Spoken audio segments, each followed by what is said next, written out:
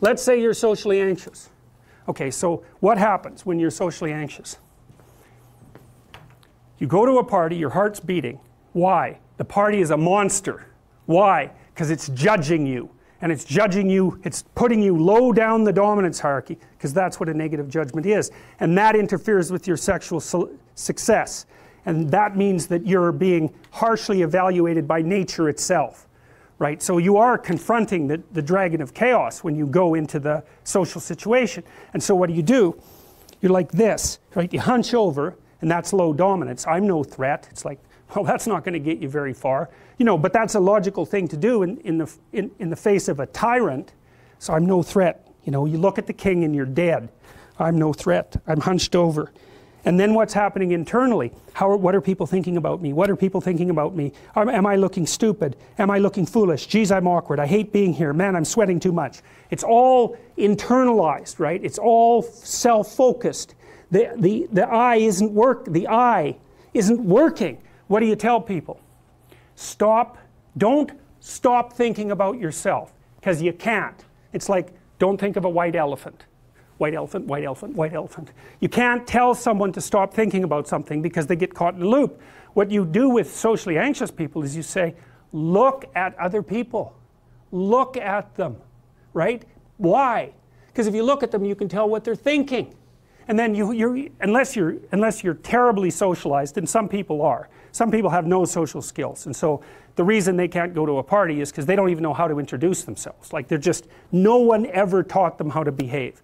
And so they're really good candidates for behavior therapy, because you walk them through the process of how you actually manifest the procedures that are associated with social acceptability. But most people aren't like that. They have the ability. So if they're really introverted and high in neuroticism, they can usually talk quite well to someone one-on-one. Why? Because they look at them. Well, if I look at you, it's another thing to do if you're ever speaking to a group of people. Never speak to the group of people. That doesn't exist. You talk to individuals, and then they reflect for you the entire group, because they're all entrained.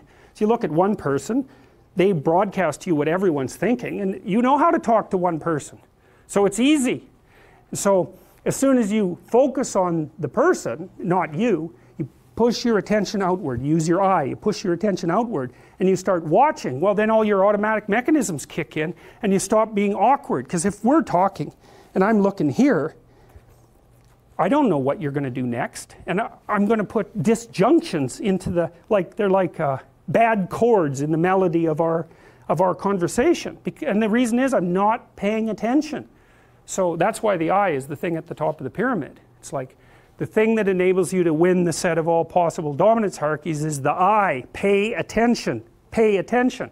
That's the critical issue. That's why the Egyptians worshipped Horus.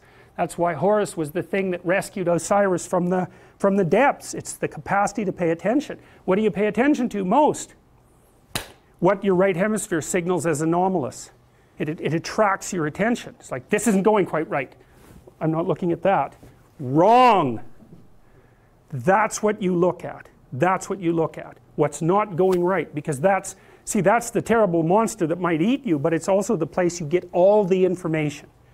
So that's why it's useful to have discussions with your enemies, because they will tell you things you do not know. And that's such a great thing, because if you don't know them, well, you're not very smart, are you? You know, there may be a time when you go somewhere that's the thing you need to know. And maybe your enemy will tell you why you're such a fool, you know, and a bunch of other things that aren't true too. But even one thing that's accurate, it's like, yeah, thanks very much, man, maybe I'll do some work on that, and I won't have to carry that forward. So, and then that's part of the reason, again, why the terrible predator, it's always the terrible predator that has the gold. It's like, it's the person who delivers the message you do not want to hear. So it's rough, but it doesn't matter. Life is rough.